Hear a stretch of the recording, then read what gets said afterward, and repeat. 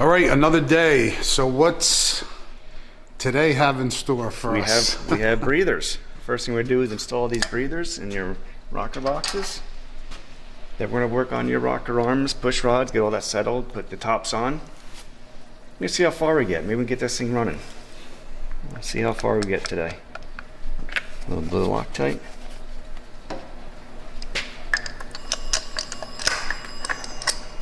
So now what is that breathers? What does that actually do? So this has a little filter viewers in there. know. This is a little filter. This is how it allows the excessive pressures out of the motor. Gotcha. You know, it comes through this hole and through your air cleaner. You'll see some of that oil in your air filter. Gotcha, okay. Which is normal to have some of that. And this has a little filter in there which helps just reduce the amount of oil mist. Hmm. Do they ever go bad or? No, not really. No. I mean, you replace them after a while, but right now they're pretty good. I do have them in stock when they're getting really old. Gotcha.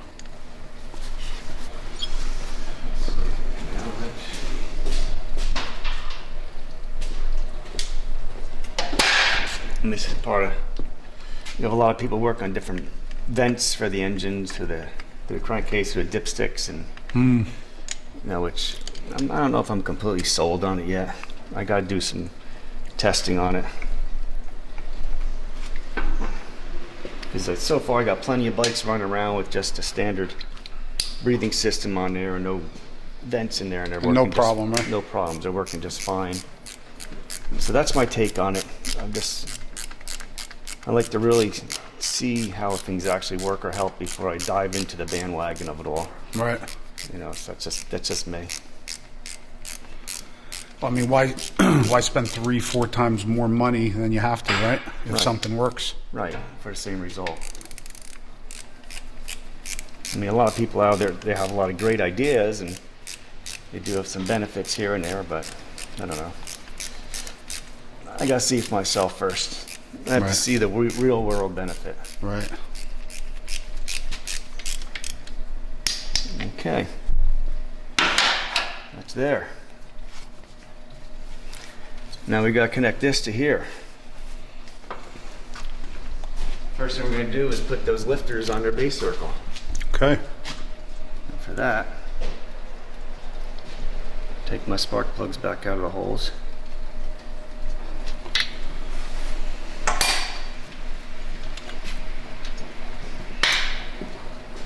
I normally start from the rear cylinder first, just because what I do is I'll rotate the motor and I can feel the lifters going up and down. And I can feel when they're on the base circle, they're not moving anymore. That means they're both on a compression stroke. They're not moving at all either way. So now I can do both push rod adjustments at the same time. Gotcha. And I always come over and I make sure that this piston is down in the cylinder a little bit, so that you don't run a chance of pushing a valve into the piston when adjusting them. Okay. And that's good. So now we're ready to do the rear cylinder. Put the spark plugs back in the hole. Keep dirt out. Dirt, bugs, mice, might run across here.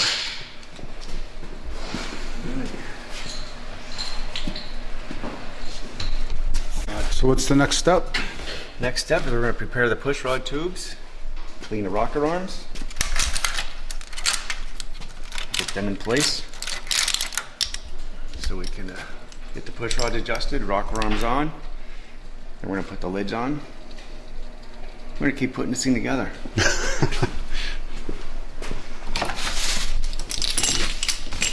It's the job I hate the most. Oh yeah? Well, it's just boring. Cleaning, I know. It's got to be done. Well, I mean, because it's later, there's no way, you know? Yeah. Get it into every nook and cranny. But these aren't that bad. These are pretty clean.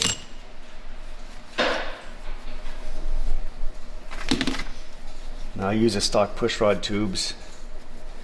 I've had troubles with some other ones leaking. So therefore, I won't Change use the them. O-rings or? Oh yeah. Yeah. Let me do that now. So now,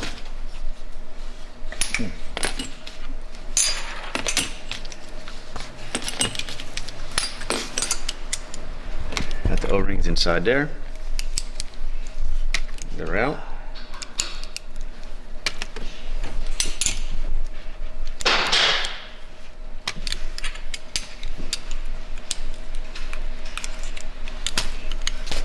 Our friend brake clean.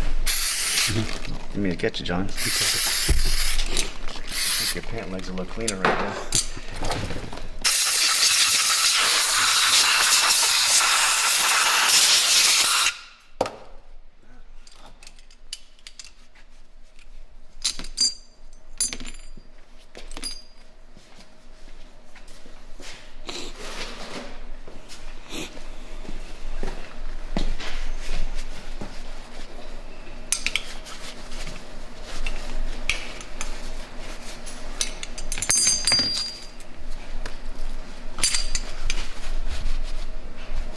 Nice and clean. These, we get a lot of dirt around there where the O-ring seats, so you gotta make sure it's clean. You can take some steel wool and polish off any ridges you may have from the dirt there. See, I got a little bit of junk on there. Yeah. This way the O-ring has a nice area to seat on. It's not going to be in the same And so spot. it's smooth. Yeah. Right? Yep. It's all very important stuff. Trying to keep the oil in the motor. So.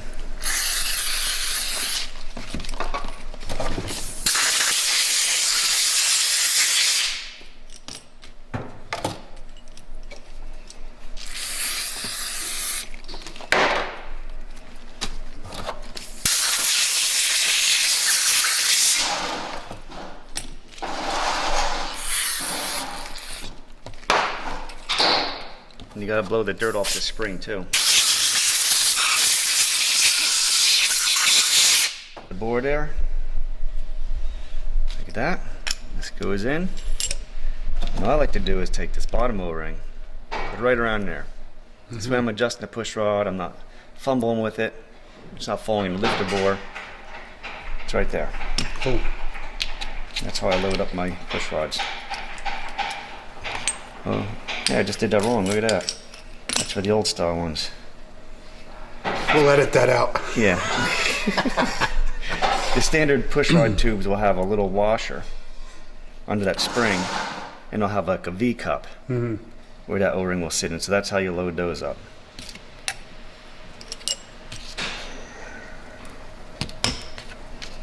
But this is a new style that came up from Milwaukee 8.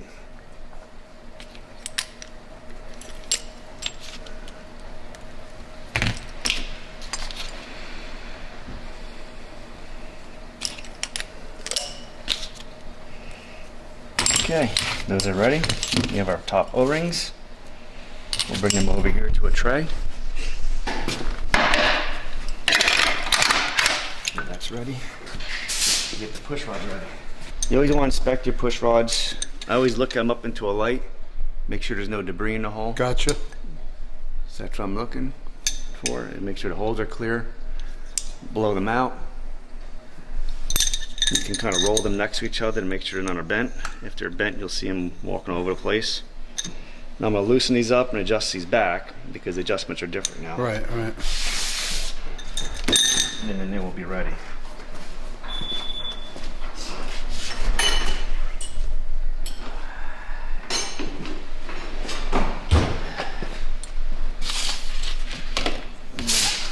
I have my favorite push rod wrenches.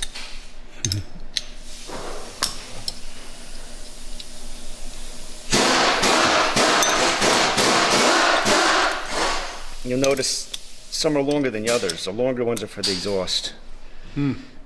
Some push rods it matters. These are all the same length upper body, so it doesn't matter.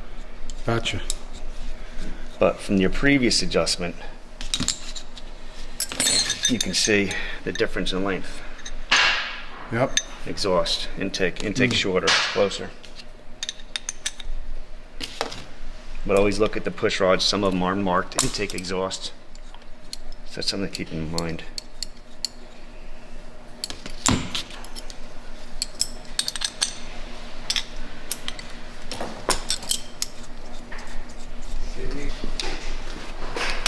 axles.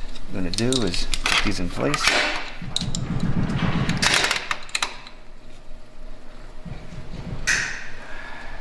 Put the O-ring on there. Put it the correct direction.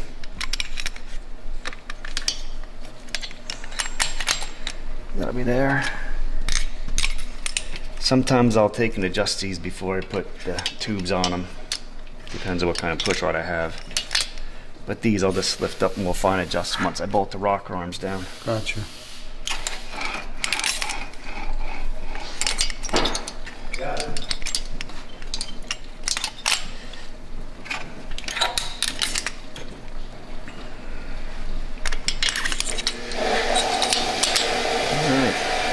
Let's get those rocker arms ready. Nice. Always inspect things, make sure there's no cracks or grooves worn in anything.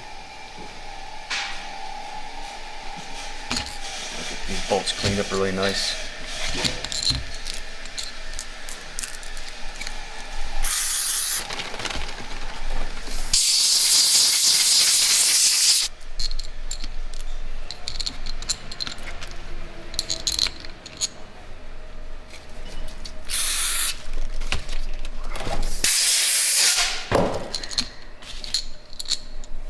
Wash any other debris off them.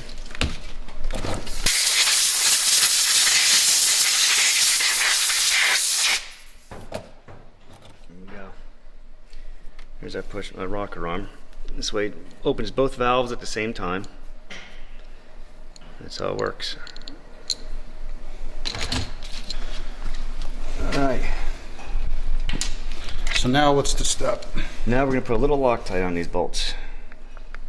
Now when you're doing these bikes and you're not taking heads up, make sure we blow all the oil out of these holes. I can't say that enough. And keep these clean because these will crack these cylinder head posts. Gotcha. All right, make sure these are seated really nice down in there. Bring these screws down.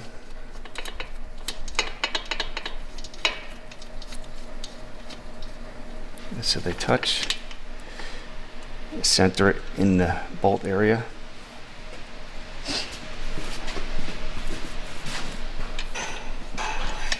Now when you have non-adjustable push rods and you're compressing this and opening the valve, you need to bring these down equally, each side, so you're not cocking the push rod or the rocker arm at all.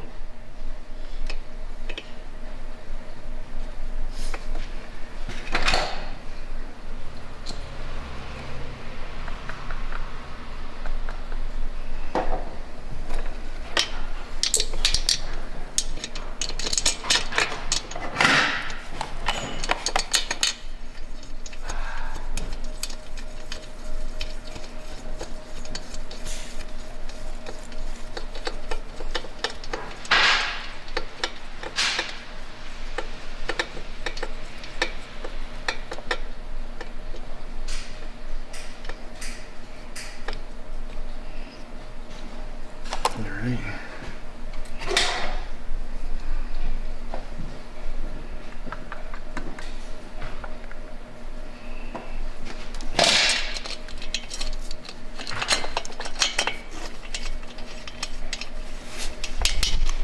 I deal with it also. So what are you going to do now? Torque them down? Yep, we're going to torque them to 24 foot-pounds.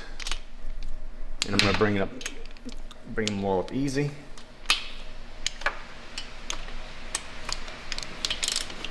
A little more pressure there. Our end torque will be 24.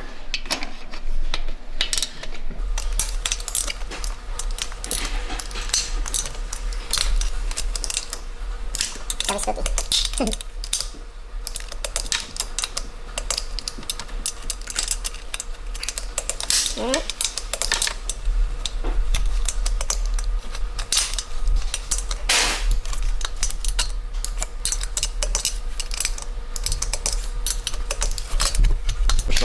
Let's do some push rod adjustment here. Little bungee. Hold them up. I am going to need to put that light on now. Sure. Let me get my other glasses too. All right, so what we're going to do is adjust our push rods here. Let's see what this be okay, or? Yeah. Okay, good. What I like to do, the cam's on the base circle. First thing we'll do is we'll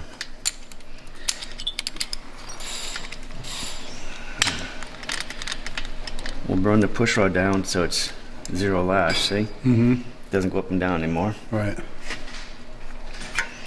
I'll take my marker so I can see. Was that like a white marker or something? Yeah, it's like a silver Gotcha. sharp. Gotcha. It's a little hard to find, but then I'll bring this down.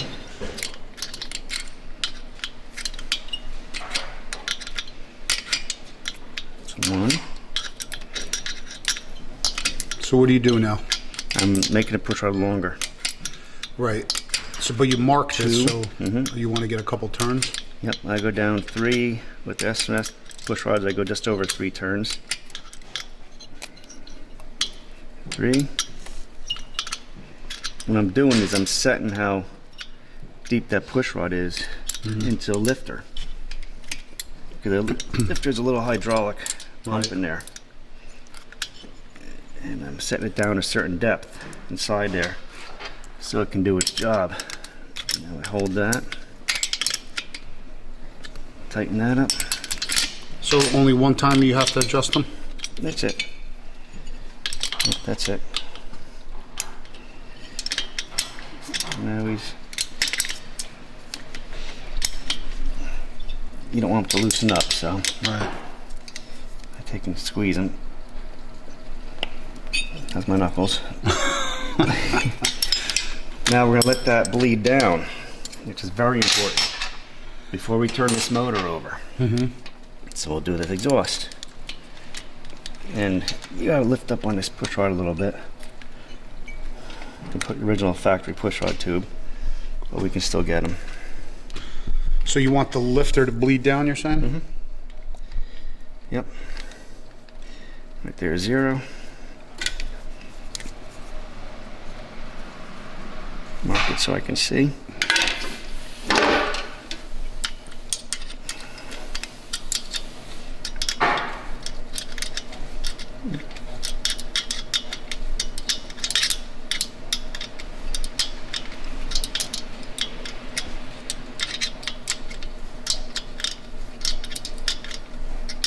That's a 3.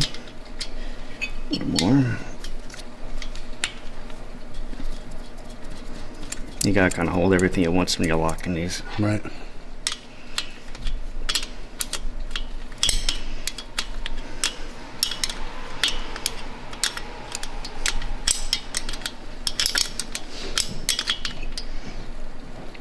So I'm holding up on the push rod tube.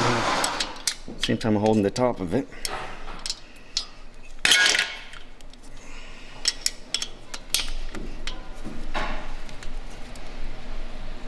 Okay, it's tight. Now we'll let them bleed down. And then we're going to see how far that lifter plunger is pushed down inside there.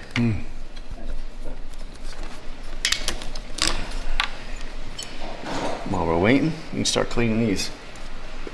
Because the tops go on next. Gotcha. So you got to you're doing the rear cylinder first, and then once they bleed down, you'll go to the front? Yes, I'll rotate the engine. Uh-huh. So the lifters are on the base circle. Then we'll do the front. Gotcha. Looks nice and shiny. All right, so they're going back on, huh? Yep, time to put the rocker tops on while we're waiting for that lifter to bleed down. Get them cleaned up real nice. And we'll wipe our handprints off once we get them all bolted down. Sure. Now we got a few bolts for these. Should be a sealed up motor. We cleaned the surfaces really good of any oils and dirt, dust. I'll get the other one. And like I was saying before, I put the nicest ones where you see them. So we're gonna switch. I got a mark from an oil line or something. Gotcha. Nope, not bled yet. That one's bled down. You can turn it. Yeah, see how I can turn that? Yeah. Now it's bled down. No pressure on it. This one still got pressure, so Gotcha. we're not going to deal with that yet. It's not ready. And so what's the reason why you let them bleed down? Because if you don't let them bleed down, there's still pressure in a valve spring and the valve is partially open. Right. And if you rotate the engine, you could hit the valve against the piston and bend it. Gotcha. So that's why it's critical.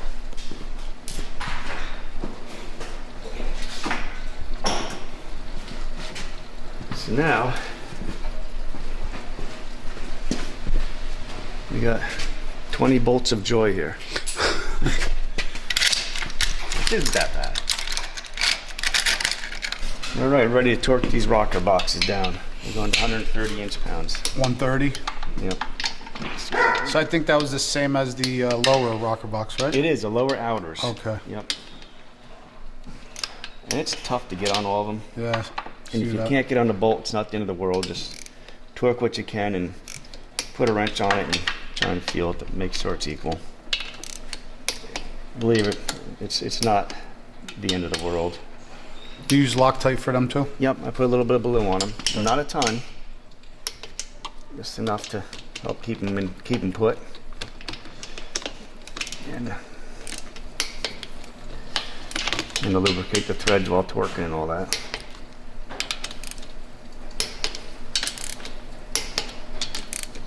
There's a lot of bolts here. Yeah. Center one the same on the top cover? Yeah, I see that for last.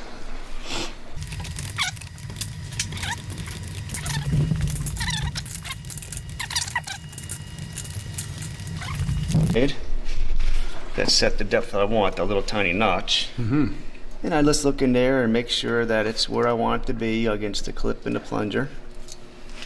Just to double check.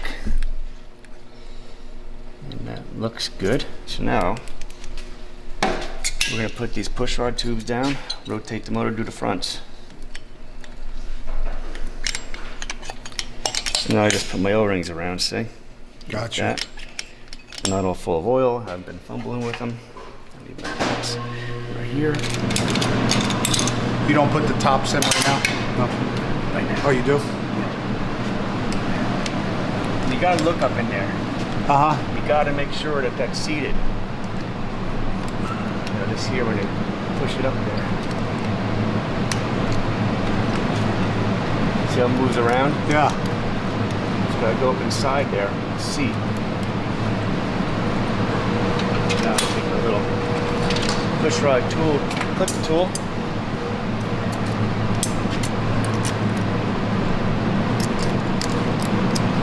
Oh, and that prevents it from coming back out. Yes.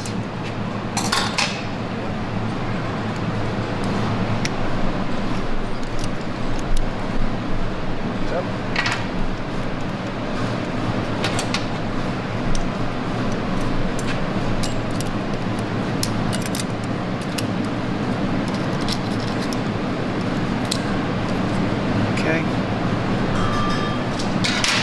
Now we're going to rotate the motor, get our base circle. And do the front, right?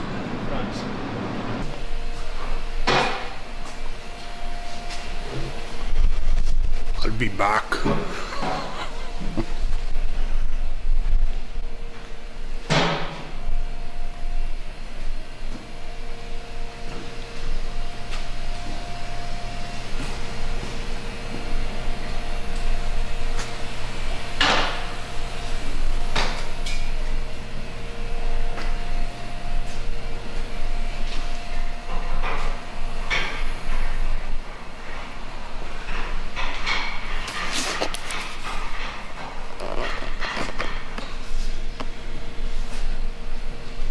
All right, so almost back together. Gonna do throttle body, gas tank, exhaust, oil lines. Can't wait. Might have time to even start it today. I'm not sure. If not, I might have to come another day, but it's getting there. So definitely stay tuned, guys. So, oil lines back on. Oil line time. We get this thing buttoned up. Nice. We're slowly working toward getting this thing running again. I got the new O-rings on there. Hurry, hurry. Yeah, man. Exciting. So I can hook this down in here like that. Try to get close to where it is. And these are tricky to get in there. Yeah, I remember when you were taking them out. Yeah. And you just kind of bring it through like that and bring it down to where it goes. And Actually went in a lot easier than coming out. yeah, it's not dumping oil over either. But you gotta click it. See, it just clicked in place. Right. So now I get the bolts, put a little Loctite on them. Everything's nice and clean because you drained everything, and Yep. nice. Little blue Loctite. People might say, why aren't these bolts? You honestly, you couldn't even tell that you even took the whole damn motor apart. That's great. That's the whole idea. Clean. That's the whole idea. And it's funny, you see all these bolts in the pan, is a lot of people like get a little OCD and like, oh my God, how do you know where to go? It's, well, you touch the same bolts enough, you know where to go. Right. These have washers, they go there. Right. You know, these are your knock sensors. You just, it's like everything, you hit the same nail enough, you know which one it goes. Right. So, oh, you got the oil line in place. Connect these hoses back up. I remember when you put that bolt in. That's right.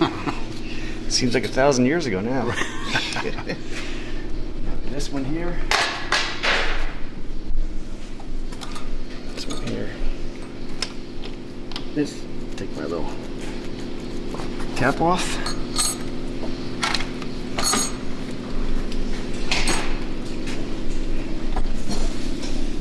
So it goes back on here. Big clamp.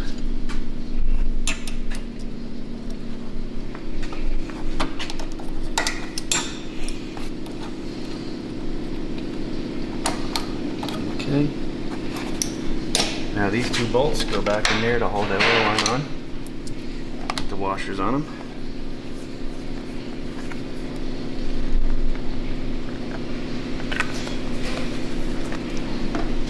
And essentially we're just reversing what we did. Took it apart. The engine mount goes on next. Plug all our wires in. Engine mount back on. Yep, front engine mount. You know, a little dust off there from hanging out.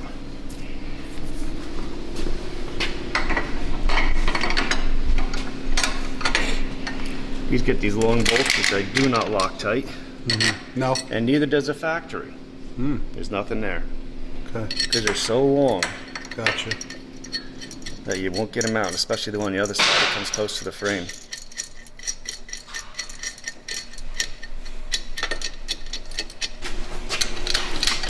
I think yours just barely cleared the frame, Wow. and it did. Most of the time I gotta, Move it. I remember you were telling me that. yeah, Right. I got a special bar and a special spot for doing that, which I can show everybody.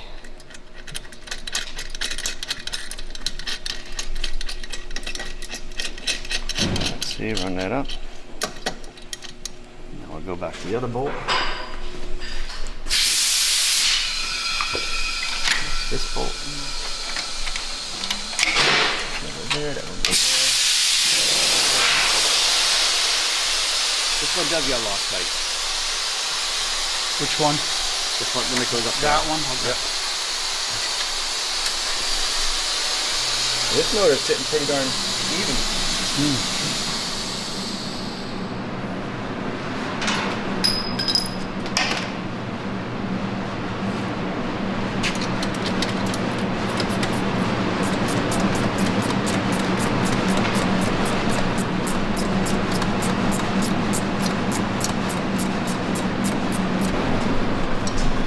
All right, so Dave's been putting on basically all the connectors back together. Yeah, What else you been doing? Well, I'm ready to put the horn back on, which is also your Oh, top that's engine. important. Yep, you need that. And after this, we're going for the fuel tank. You put the gas tank back on, right? Yep. And Then the exhaust. Then we fire some bit. Exhaust air cleaner, we fire Fire it up. Make some noise. We're gonna make some noise. You can hear the power. Yeah, I can't wait. So me and Dave were just talking about engine break-in and what I think about it, and I turned the camera off because I really wanted to see what his thoughts were on it. And it's basically exactly the same. So let me let Dave explain what we were talking about when the cameras were off, because I don't believe in that BS break-in bullshit that everybody tells you, all the manufacturers tell you about, to not go over a certain RPM for 1,000 miles. But what do you think on it? What I think is, when I do engines, I break them in on a dyno. And one of my main reasons for it is because I'm watching the temperature of the motor, I'm watching the mixture of it, I'm adjusting it, and I'm increasing the loads on it and decreasing the loads on it, which seats the rings really fast. And when I'm done, you're pretty much ready to go. Yeah. My thing is, So think about it, like you're already bringing the engine, brand new engine, to Redline. yeah, oh yeah.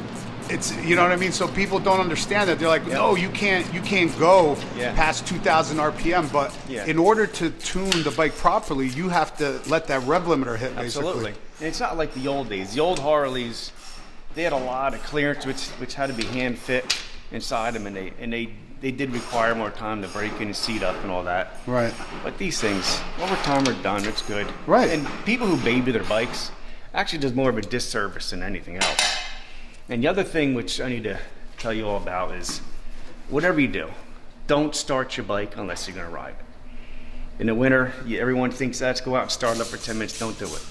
Don't do it. It's the worst thing in the world. You'll create a lot of condensation in the motor, a lot of sludge. It'll cause lifter failure and breakdown of your oil. Just, if you start the bike up, ride it. Very, very good. Very But, good information. Yeah, that's the other thing that goes to it. But for braking, Yeah, By the because time we're I've done- always, anything new that I got, I've never listened to the break-in BS stuff. Don't do this, don't do that. I've ridden my cars, my bikes Yep. to the max as soon as I get them out the showroom floor. And Right. I've never had a problem. Nope. Whereas other people, they baby their bikes for a year or two and then shit starts breaking. I believe in, a brand new engine should be broken in the way you ride it, the way you're going to ride it. and to a point, don't go out and just hold it at red line. No, of course not. No matter Yeah, what, you're going to yeah. blow everything up. Right, You right. still respect the machine. Absolutely, But go out and absolutely. have fun. Right. What's good is acceleration and deceleration on it, so it Right, puts right. loads on each side of the rings and everything to help seat the Right. rings up quickly. And so enjoy That's it. a proper break-in. Yeah. You know what I mean? It's Change. like a glove, if you or something like that, right? I mean, Yep. if you want it broken in correctly, you got to use it the way you're going to use it. That's right. You don't break in on a shelf. Yeah, right. Exactly. Yeah, so we're ready for a fuel tank here, John. Nice. And of course, bolt your throttle body on.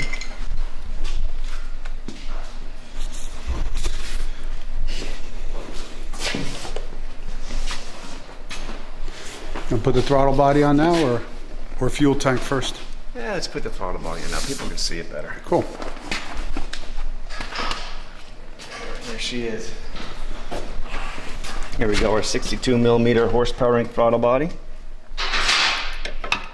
Necessary to help make the big power. Let's get some O-ring in there. We do reuse the original screws, which are right here. Put a tiny bit of Loctite on them, diametric.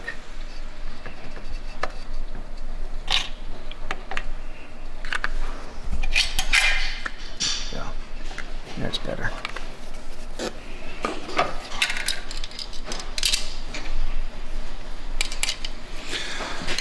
Another question while we're on this. This is, a lot of people have been commenting, again, it's not their fault, they just don't know, but a lot of people have been commenting. This is a 128 with basically, a stage 2, correct? I guess if you want to put it that Right. way. Or I guess if you could even almost call it the stage 3 Or no, actually or a more, stage right. 4-ish if you Right, go by because Harley we got terms. the throttle body, Yeah. right, and injectors, true. Yeah, I guess in Harley terminology, it's Oh yeah, considered no, right, a stage right, right. 4. Yeah, absolutely But we're right. still reusing the stock cylinder heads. Because just the cam would be a stage 2. Yeah. So people are saying, oh, well, why don't you just go with the 131? It costs a lot more money. Because then you'd have to change the heads, correct? Yeah. Yep. And the 131 is. We're talking about another 3 cubic inches. I mean, Yep. It's another $2,000. for how much horse? 8, 10? Around 8. Around 8. Yep. So you guys hear that? Around 8. This basically 128 stage 4. In order to go to a 131, you would have to redo the heads or new heads, right? Totally new heads? Yeah, they come with the heads. Now, the new heads that come with the 131s Right. is a much better cylinder head than Harley's original Milwaukee 8 Scream Eagle head. That head there never impressed me at all. Gotcha. You know, so sometimes I think the stock heads make more power. But it's basically $2,000 more on top of this build to go to a 131 for only 8 to 10 horsepower. Yeah, by the time you break down the cost of the parts and all that stuff, It's not worth it. it's pretty close to that area. Right.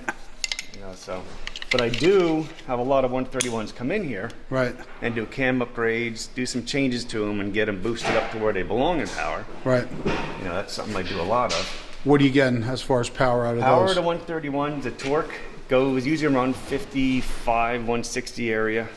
Horsepower is 140, 145, or even more area. Okay. It's all exhaust depending. Exhaust shapes the torque curve. Gotcha. You know, so that's what I'm finding. Well, with like you those. said, about 8 to 10 more horsepower than this build. Yeah. And this is stealth. No one's Right. got it. Right, right. You know, everyone thinks you got to stock 107 here. You know? Until they're catching rubber on their helmet off the back of the bike. Right. Until you're blowing by them. Yep, so here's the throttle body installed. After that, we do our air filter. I'm gonna throw the fuel tank on first before I do the air filter though. That's why I'm on a risk of bumping the tank into it. So throttle body's all done? That's it. That's all I had to do. Nice and easy. Yeah. Well, I had because we already installed the intake manifold earlier Right, right. on the last video.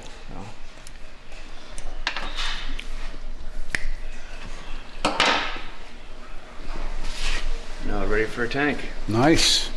Get one last shot of the tankless. Tankless.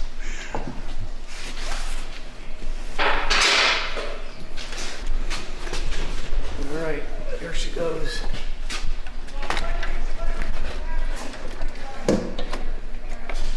There it is. Ah. Now it's looking like something again.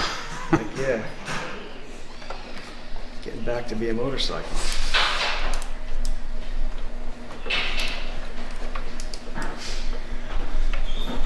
Definitely got to change that now.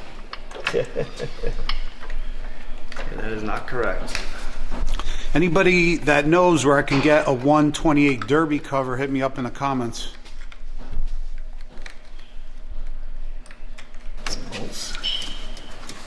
Yep, getting down to the home stretch now.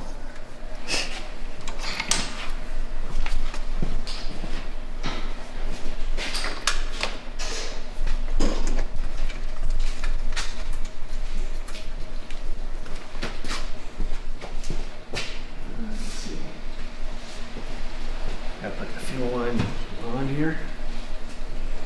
Put that in.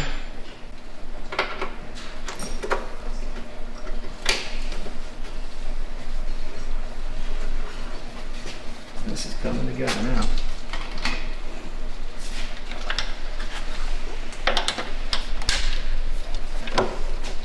We need to heat it here. All right, seats on, right?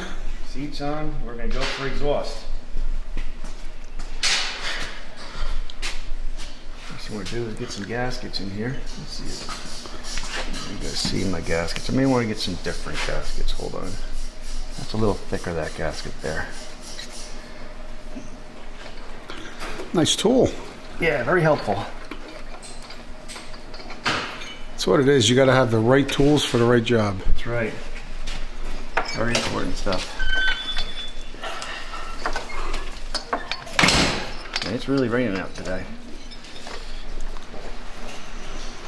Supposed to rain all night, all day, all night. Tomorrow. Little wet. Little wet dogs. There it is. Going back. Let me get the system back on there.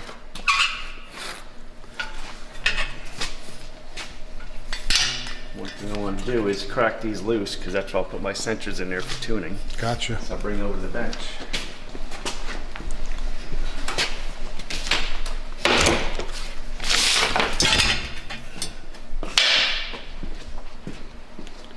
So you just pop that plug out, and that's where Yep. you'll screw the sensors in when you dyno? Yeah. To both of them? Both Yeah. of them, right? Yeah, both of them. Gotcha. Because otherwise I go up the tailpipe with sampling tubing. But with this construction of this pipe, with Right. this chamber here, I can't get Gotcha, a clean gotcha. sample. So it's important that I use Does it these. cross over there in the middle? It does. It does have a does. little crossover, which helps out with how the system works.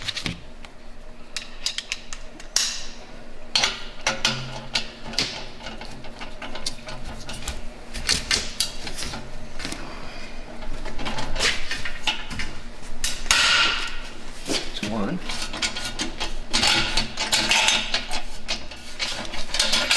I'm gonna still leave them in there so we can start it. Otherwise, I'll make a hell of a racket. You hold that down. Yeah, please? of course. That'd be great.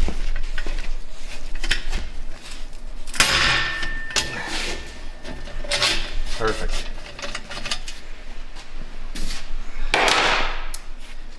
That's good enough for right now. Now I can get them in there as I need to.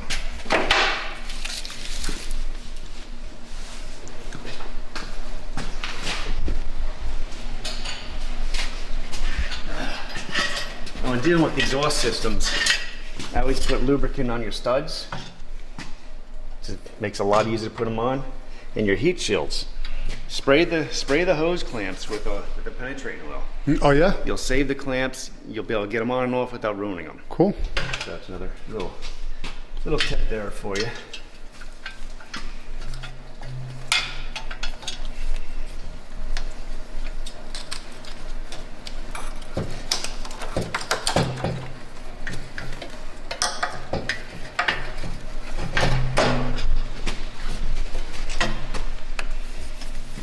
I like to lace this through first. It's easier.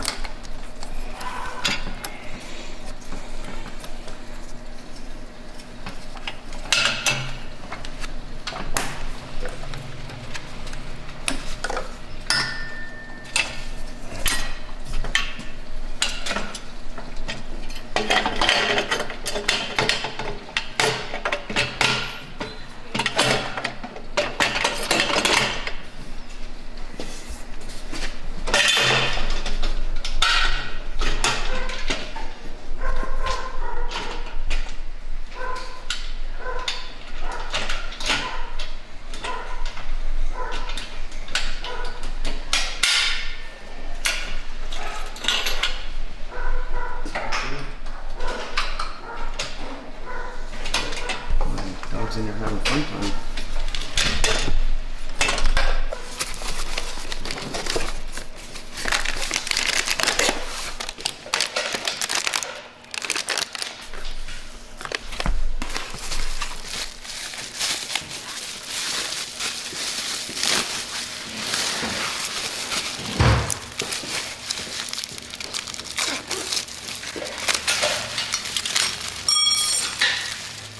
It does fall out.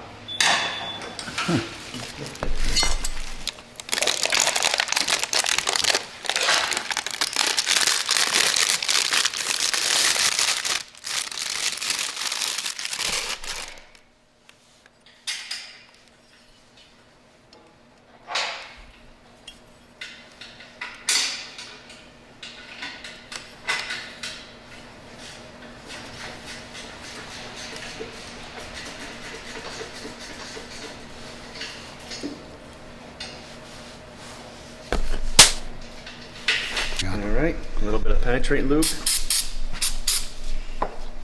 That stuff works great, even though it's hard to get.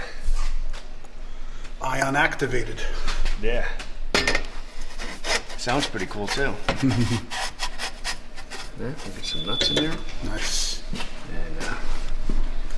And since this was previously installed, it's going to go on pretty quickly. It saves a lot of setup time.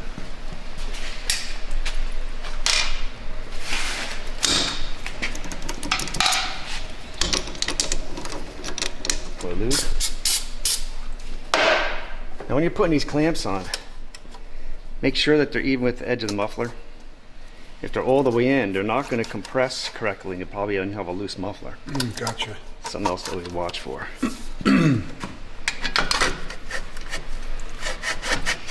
Lots of little things to keep an eye on when you're doing this.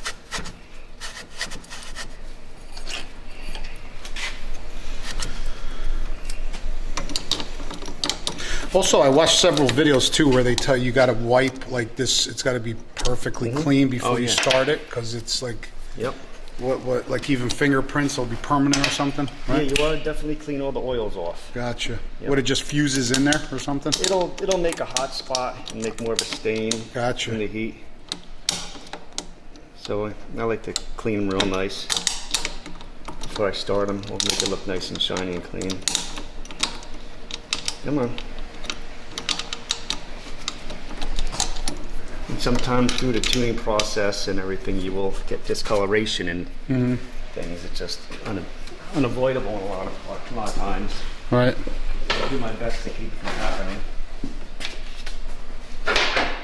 So I like to do, hang the whole exhaust on loose, put the mufflers on, get them where they're gonna go. You can spend 2 hours with a straight edge measuring these where they wanna go. I use my finger. That distance is the same, they're gonna be pretty equal. Right. Some people can spend an hour trying to wiggle a muffler and, guys, just stop it. Just make it the same. Right. It's not that critical. My fingernail, perfect.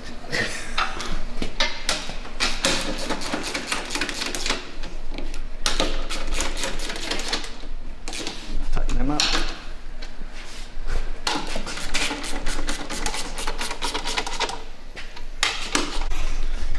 Putting the last cover on, right? That's right.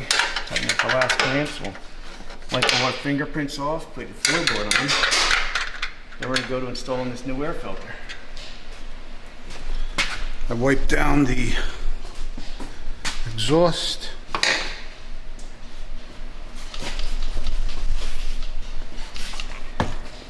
Get all the fingerprints off. Very important.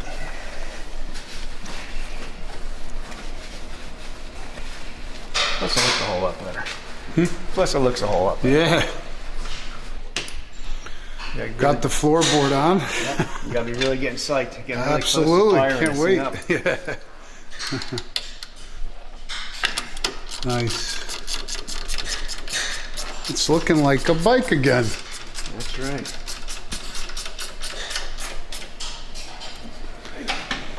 I actually like the look without the bags too. Yeah, What about you? No? it's cool. It gives it a mechanical look. Right, right. Here we got your air cleaner. There's a couple things here. This has a little bucket here. It'll help So this is Arlen Ness, right? It's an RNS. This helps collect the drippings out of your throttle body, which everyone gets. You know, so that goes on there first. What I like to do with that is, these are the screws for it. I put red Loctite in these screws. And I'll crimp them after I put them in there too. Oh yeah? Because I don't want this to come out. Right, right. If it comes out, you know where it's going. It's going in your motor.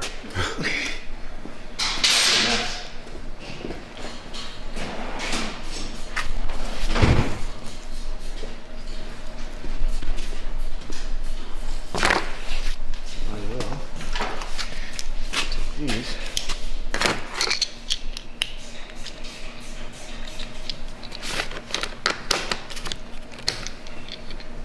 They don't get old, you lose your vision. Except you can't help it. And they said once you hit 40, it really starts to happen. When I was young, I said, you're full of crap. Damn it, the hell, they were right.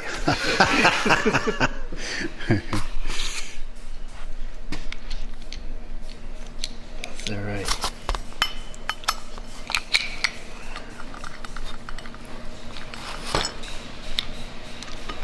It's a smart little design. It is. I really like it. It just really helps. And it's out. a really, the material, I mean, it's just it feels like a really well-built product. It is, and it has nice fitment. And they work fairly good. So that's everything for me. You have really nice styles. Yeah. for something that functions as well. Right. And with these filters, I see a loss of maybe 2 horsepower or so, that area and torque, which is really minimal. With these? Yep. Why is that? A loss? Yeah. When you put the element on, you create a restriction. Uh-huh. But a lot of filters, like the one you took off, you would probably see a 4 or 5 horsepower torque loss. Oh, okay. So that's why it's not a big thing. It's good that it only shows a little bit of loss. Mm-hmm. You know, with most of them, the high flows, you'll see the good ones, you'll see 1 to 2 or 3-ish area. Loss. Yeah. Again, that's on the dyno, on the street. You're never gonna know the difference. Right. But on the street, if it has better airflow. But you always dyno with the air cleaner in place, right? Yes, No? absolutely. Yeah, okay. Yep. I tune around exactly what you're riding with. Right. That's why I like the exact fuels. Like when people come from far away, I always ask that they put in the same fuels that they're going to run with their full tank of gas when they're coming. And this way it helps me to calibrate the bike to match what you're using. Right. Just makes it a little more accurate. So what we're going to do is get some Loctite. I got Loctites on that.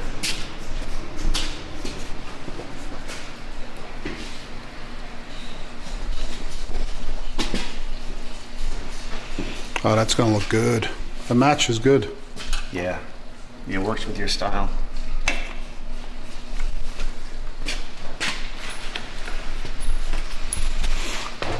Bring this stuff over here.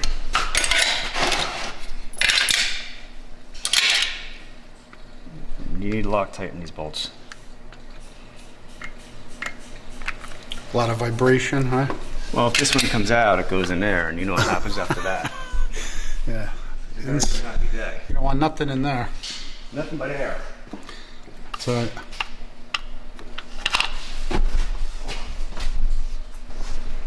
Help hold them in place. These help seal the air filter against the head. Use that here to help keep oil in the motor and not outside where you don't want it.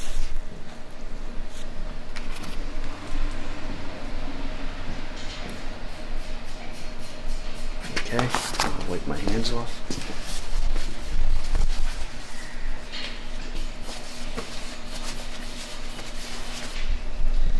Have the gasket here.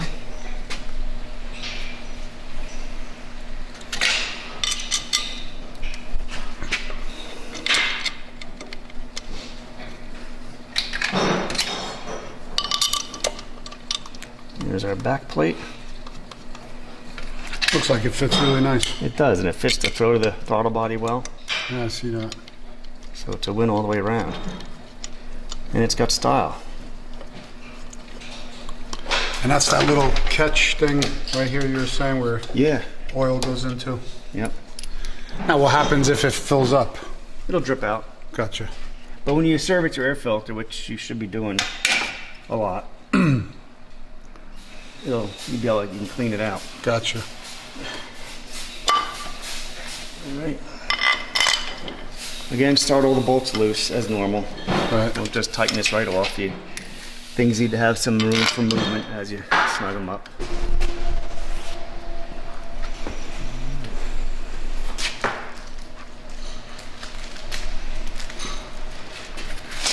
All right, here we go.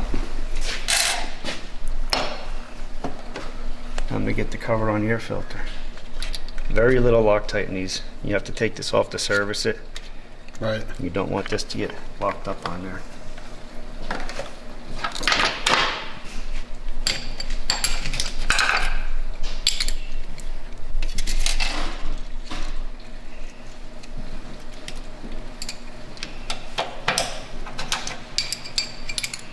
This is an extra gasket. The other gasket we put on there. Normally,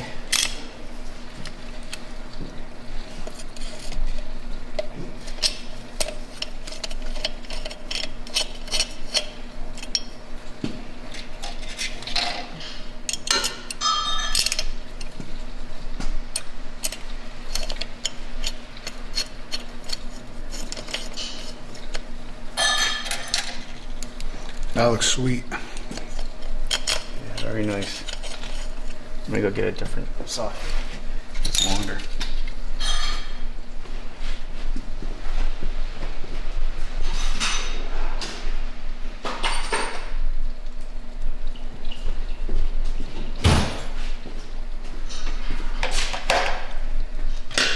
And that complements it well.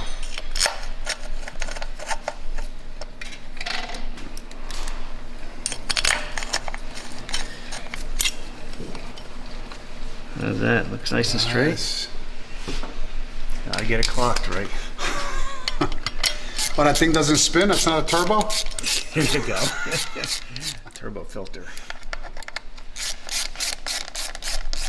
All right, guys, so anyway, the bike is back together and basically got the air cleaner, the exhaust, pretty much everything that needs to, anything else that needs to go on?